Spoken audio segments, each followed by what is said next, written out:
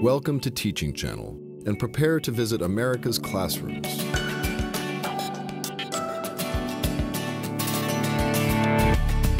For anyone interested in education, anyone curious to know how our children and young people are being prepared for their futures by our best and most committed professionals,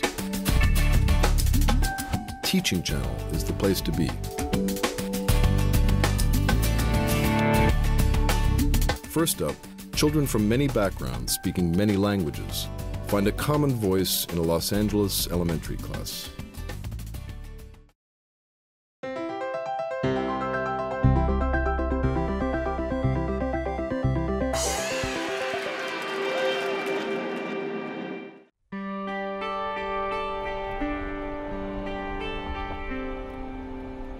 Charles White Elementary serves the MacArthur Park neighborhood of Los Angeles, one of the most densely populated sections of the city. Because of the area's large community of immigrants, one of the school's most significant challenges is a lack of English proficiency.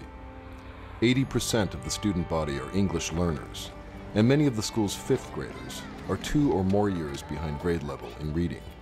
Despite these challenges, fourth grade teacher Isabella Yurkovetsky was rated a most effective teacher by the LA Times, based on her students' progress on California standards tests.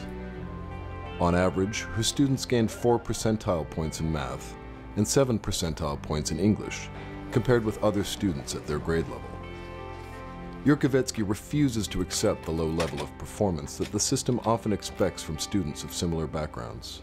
Instead, she feels a responsibility to push her students harder. Table number 5, what are you guys working on? You are working on question number 5. Every time I look up, there's a lot of socialization going around. Table number 1. We're doing assessment 3. You saw the assignment number 3? You finished with your questions, correct? Yeah, I finished the questions. My personal philosophy is, if we set bar really low, these students are not going to rise to it. Like, I feel like, in a way, more parallel to physical therapy, where you kind of have to be a little bit tough and say, I know it hurts, but you gotta make that step, because if you don't make that step, you will never walk. So, how did she get hurt? I know you know, even if Angela knows. When I teach, I demand that everybody sit up and have their hands up and look at me. So I do not operate on fear, I operate on respect.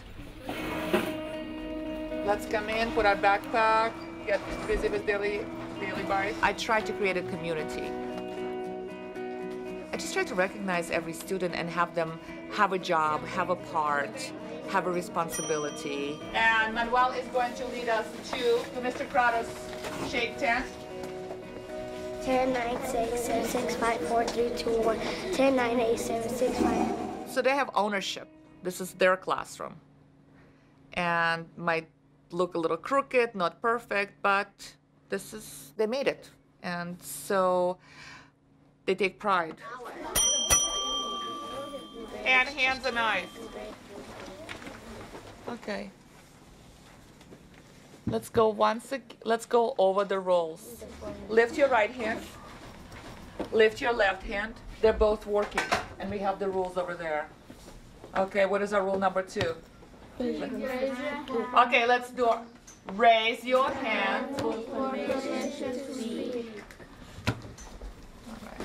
So, which habitat would we find this plant? Daniela. At the desert. In the desert. You know what? I think this calls for a little preposition, because I heard at the desert. Let's all stand up. In, on.